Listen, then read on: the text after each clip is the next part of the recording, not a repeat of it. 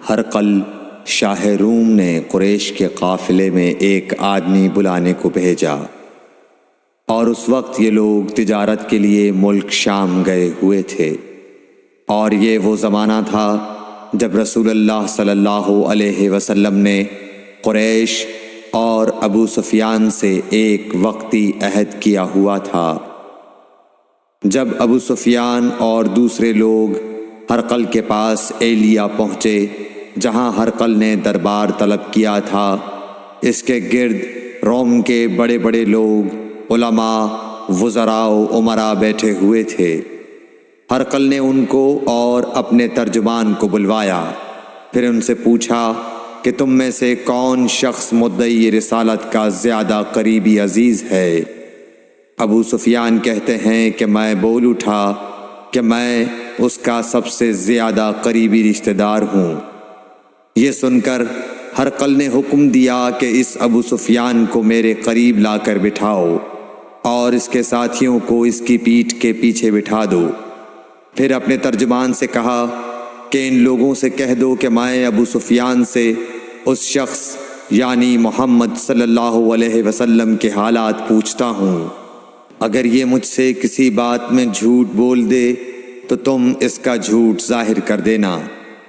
ابو سفیان کا قول ہے کہ خدا کی قسم، اگر مجھے یہ غیرت نہ آتی کہ یہ لوگ مجھ کو جھٹلائیں گے تو میں آپ صلی اللہ علیہ وسلم کی نسبت ضرور غلط گوئی سے کام لیتا۔ خیر، پہلی بات جو ہرقل نے مجھ سے پوچھی وہ یہ کہ اس شخص کا خاندان تم لوگوں میں کیسا ہے؟ میں نے کہا وہ تو بڑے اونچے عالی نسب والے ہیں۔ کہنے لگا اس سے پہلے بھی کسی نے تم لوگوں میں ایسی بات کہی تھی؟ میں نے کہا نہیں۔ کہنے لگا اچھا اس کے بڑوں میں کوئی بادشاہ ہوا ہے؟ میں نے کہا نہیں۔ پھر اس نے کہا بڑے لوگوں نے اس کی پیروی اختیار کی ہے یا کمزوروں نے؟ میں نے کہا نہیں، کمزوروں نے۔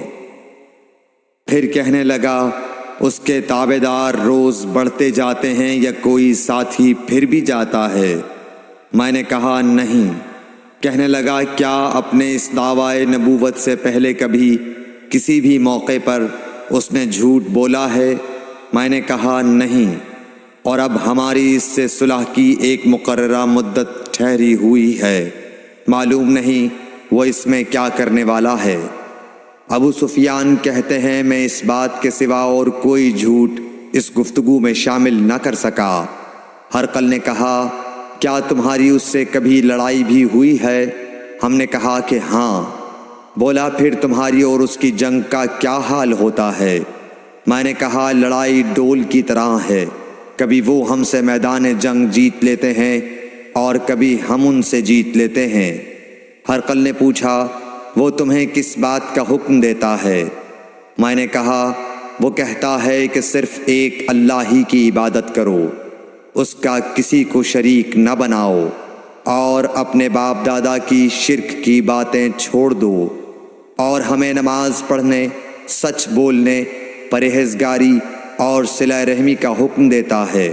یہ سب سن کر پھر ہرقل نے اپنے ترجمان سے کہا کہ ابو سفیان سے کہہ دے کہ میں نے تم سے اس کا نسب پوچھا تو تم نے کہا کہ وہ ہم سے عالی نسب ہے، اور پیغمبر اپنی قوم میں عالی نسب ہی بھیجے جایا کرتے ہیں۔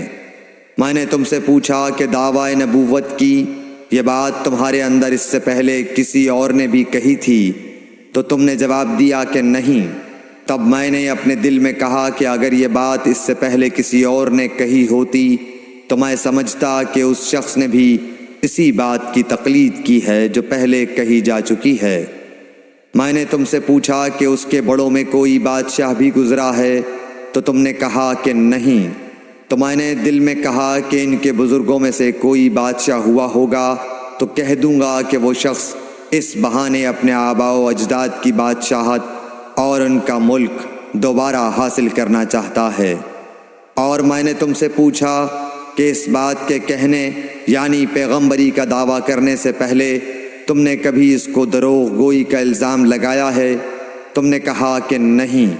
تو میں نے سمجھ لیا کہ جو شخص آدمیوں کے ساتھ دروغ گوئی سے بچے وہ اللہ کے بارے میں کیسے جھوٹی بات کہہ سکتا ہے۔ اور میں نے تم سے پوچھا کہ بڑے لوگ اس کے پیرو ہوتے ہیں یا کمزور آدمی؟ تم نے کہا کمزوروں نے اس کی اتباع کی ہے۔ تو دراصل یہی لوگ پیغمبروں کے متبعین ہوتے ہیں۔ اور میں نے تم سے پوچھا کہ اس کے ساتھی بڑھ رہے ہیں یا کم ہو رہے ہیں؟ تم نے کہا کہ وہ بڑھ رہے ہیں، اور ایمان کی کیفیت یہی ہوتی ہے حتیٰ کہ وہ کامل ہو جاتا ہے۔ اور میں نے تم سے پوچھا کہ آیا کوئی شخص اس کے دین سے ناخوش ہو کر مرتد بھی ہو جاتا ہے؟ تم نے کہا نہیں۔ تو ایمان کی خاصیت بھی یہی ہے، جن کے دلوں میں اس کی مسرت رچ بس جائے وہ اس سے لوٹا نہیں کرتے۔ اور میں نے تم سے پوچھا کہ آیا وہ کبھی عہد شکنی کرتے ہیں؟ تم نے کہا نہیں۔ پیغمبروں کا یہی حال ہوتا ہے، وہ عہد کی خلاف ورزی نہیں کرتے۔ اور میں نے تم سے کہا کہ وہ تم سے کس چیز کے لیے کہتے ہیں؟ تم نے کہا کہ وہ ہمیں حکم دیتے ہیں کہ اللہ کی عبادت کرو، اس کے ساتھ کسی کو شریک نہ ٹھہراؤ، اور تمہیں بتوں کی پرستش سے روکتے ہیں، سچ بولنے اور پرہیزگاری کا حکم دیتے ہیں۔ لہٰذا اگر یہ باتیں جو تم کہہ رہے ہو سچ ہیں تو ان قریب وہ اس جگہ کا مالک ہو جائے گا کہ جہاں میرے یہ دونوں پاؤں ہیں۔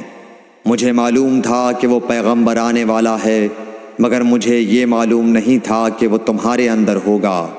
اگر میں جانتا کہ اس تک پہنچ سکوں گا تو اس سے ملنے کے لیے ہر تکلیف گوارا کرتا۔ اگر میں اس کے پاس ہوتا تو اس کے پاؤں دھوتا۔ ہرقل نے رسول اللہ صلی اللہ علیہ وسلم کا وہ خط منگایا جو آپ نے وہیہ کلبی رضی اللہ تعالیٰ عنہ کے ذریعے حاکم بصرہ کے پاس بھیجا تھا، اور اس نے وہ ہرقل کے پاس بھیج دیا تھا۔ پھر اس کو پڑھا تو اس میں لکھا تھا، اللہ کے نام کے ساتھ جو نہایت مہربان اور رحم والا ہے۔ اللہ کے بندے اور اس کے پیغمبر محمد صلی اللہ علیہ وسلم کی طرف سے یہ خط ہے شاہ روم کے لیے۔ اس شخص پر سلام ہو جو ہدایت کی پیروی کرے۔ اس کے بعد میں آپ کے سامنے دعوت اسلام پیش کرتا ہوں۔ اگر آپ اسلام لے آئیں گے تو دین و دنیا میں سلامتی نصیب ہوگی، اللہ آپ کو دوہرا ثواب دے گا، اور اگر آپ میری دعوت سے روگردانی کریں گے تو آپ کی رعایا کا گناہ بھی آپ ہی پر ہوگا۔ اور اے اہل کتاب، ایک ایسی بات پر آ جاؤ جو ہمارے اور تمہارے درمیان یکساں ہے، وہ یہ کہ ہم اللہ کے سوا کسی کی عبادت نہ کریں اور کسی کو اس کا شریک نہ ٹھہرائیں، اور نہ ہم میں سے کوئی کسی کو خدا کے سوا اپنا رب بنائے۔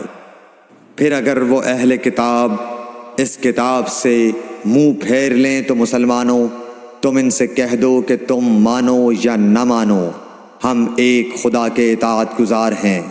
ابو سفیان کہتے ہیں، جب ہرقل نے جو کچھ کہنا تھا کہہ دیا اور خط پڑھ کر فارغ ہوا تو اس کے ارد گرد بہت شور و غوغا ہوا، بہت سی آوازیں اٹھیں اور ہمیں باہر نکال دیا گیا۔ تب میں نے اپنے ساتھیوں سے کہا کہ ابو کبشہ کے بیٹے حضرت صلی اللہ علیہ وسلم کا معاملہ تو بہت بڑھ گیا۔ دیکھو تو اس سے بنی اصفر روم کا بادشاہ بھی ڈرتا ہے۔ مجھے اس وقت سے اس بات کا یقین ہو گیا کہ حضور صلی اللہ علیہ وسلم ان قریب غالب ہو کر رہیں گے، حتیٰ کہ اللہ نے مجھے مسلمان کر دیا۔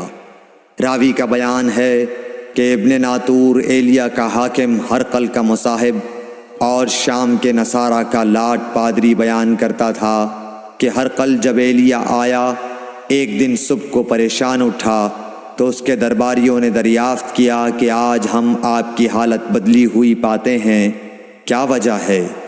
ابن ناطور کا بیان ہے کہ ہرقل نجومی تھا، علم نجوم میں وہ پوری مہارت رکھتا تھا۔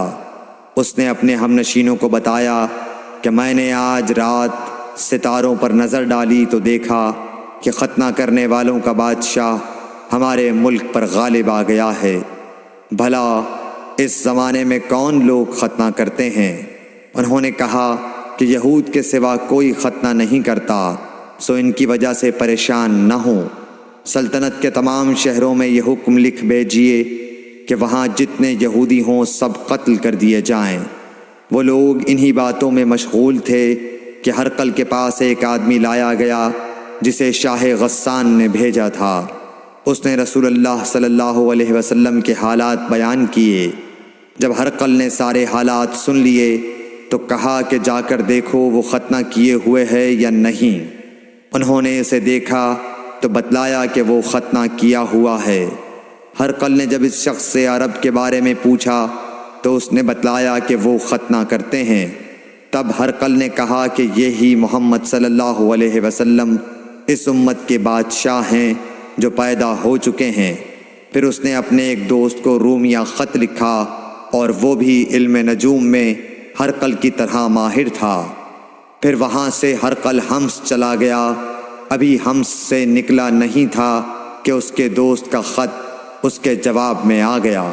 اس کی رائے بھی حضور صلی اللہ علیہ وسلم کے ظہور کے بارے میں ہرقل کے موافق تھی کہ محمد صلی اللہ علیہ وسلم واقعی پیغمبر ہیں۔